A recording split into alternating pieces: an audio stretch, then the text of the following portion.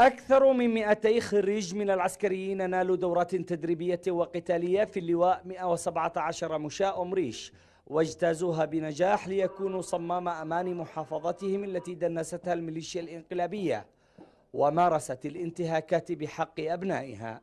إنني في فرحة غامرة وفي سعادة طيبة أن أرى هذه التدريبات وأن أرى هذا الاستعراض الذي أثلج صدري وأرتحت به، وأن عمل القيادة لم يكن هباء بل أتت ثماره، وسنعرف ثماره في القريب العاجل بعد أن تحرروا المحافظة وتؤمنوها.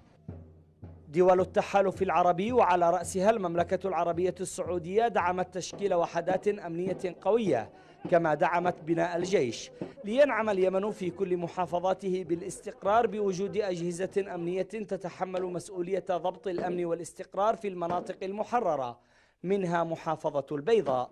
نشكر التحالف العربي ممثلة بقيادة المملكة العربية السعودية ودولة الإمارات العربية المتحدة التي تولي الجيش والأمن اهتمام كبير. هذه الكتائب المتخرجة ستقوم بتأمين خط مأرب البيضاء، وستتولى تأمين المناطق المحررة في رداع وفي الصومعة وجميع المناطق المحررة التي سيتولى الجيش تحريرها قريبا إن شاء الله. فك وتركيب السلاح وحماية الشخصيات واقتحام المباني مهارات قتالية استعرضها الخريجون وهم جاهزون لتطبيقها في الميدان في كل الظروف. محمود الحميدي، الإخبارية، مأرب.